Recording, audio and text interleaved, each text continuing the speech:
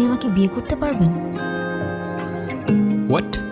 সত্যি না, মিথ্যে।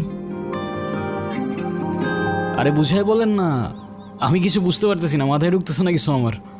ধরুন আমি আপনাকে স্বামী সাজিয়ে আমাদের বাড়িতে নিয়ে গেলাম, কিছুদিন পর আপনি ওখান থেকে চলে যাবেন।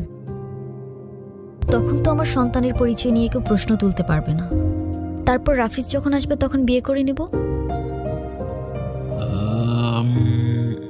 সরি, আমি আসলে বুঝতে পারছি না আমি কি বলছি না বলছি। আপনি কেনই বা আমার জন্য এত কিছু করবেন? Sorry sorry. আচ্ছা চলেন।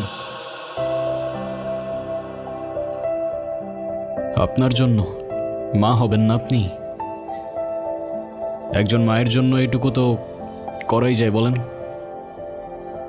চলেন, আসেন আসেন, আর ভেবে লাভ নাই।